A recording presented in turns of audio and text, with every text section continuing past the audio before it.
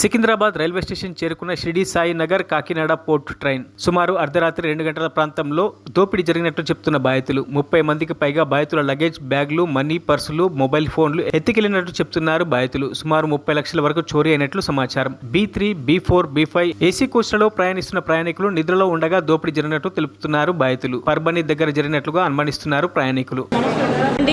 2-2:30 ప్రాంతంలో దొంగలు పడ్డారు.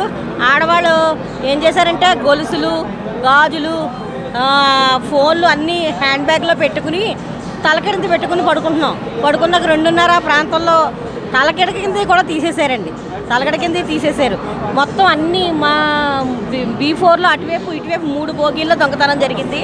సుమారు 20 నుంచి 25 లక్షల వరకు పోయాయి. అందరూ ఏడుతున్నారు. కంప్లైంట్ ఇచ్చారు. మరి వాళ్ళందరికీ దొరికి వాళ్ళందరికీ మంచి జరగాలని మీ మీడియా ద్వారా తెలియచేయండి అందరికీ. మా పక్కన అమ్మది వాళ్ళ చెల్లిది పోయినాయండి. చాలా బాధపడుతున్నారు. డైమండ్ రింగ్స్, గాజులు, ఐఫోను. మేము షిరిడి నుంచి విశాఖపట్నంకి జర్నీ చేస్తున్నాం. సో ఈ ట్రైన్లో షిరిడి నుంచి విజయవాడకి జర్నీ చేస్తున్నాం. అరౌండ్ ఆల్మోస్ట్ 12:30 ఆ టైంలో అందరు నిద్రపోయాం.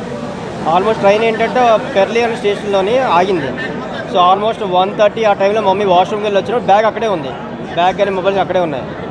ఆవిడ పడుకున్న తర్వాత అరౌండ్ 2 o'clockకి ఆ మధ్యలో జరిగిందని చెప్పారు. మమ్మీ మళ్ళీ గొడవ అవుతుంది ఏంటంటే లేచి 3 o'clock లేచారు. చూస్తే మా హ్యాండ్ బ్యాగ్ లేదు. తర్వాత మా ఆపోజిట్ వాళ్ళది లేదు, వెనకాల వాళ్ళది లేదనమాట. అందరూ మిస్ అయ్యాయి కంప్లీట్గా. సో ఆల్మోస్ట్ 2 తర్వాత మేము తీసుకుంది ఏంటంటే 2 నుంచి 2:15 మధ్యలో మిస్ అయిందండి.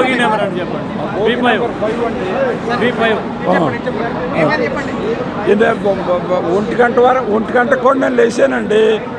లేచి నేను వెళ్ళేటప్పుడు ఇక్కడ మన బ్లాంకెట్లో ఇచ్చేవాళ్ళు ఉంటారు చూడండి, వాళ్ళను ఇంక 2 ఎవరో నుంచుని ఉన్నారండి అక్కడ. నేను బాత్రూమ్కి వెళ్ళాను. వెళ్ళిన తర్వాత 2 గంటల టైంలో తీసేశారండి బ్యాగ్, ఫోను, 10,000 క్యాష్ మాయి. బండి ఆగలేదండి. బండి వెళ్తానే తర్వాత ఆగిందండి. బండి పోయిన తర్వాత ఆగింది.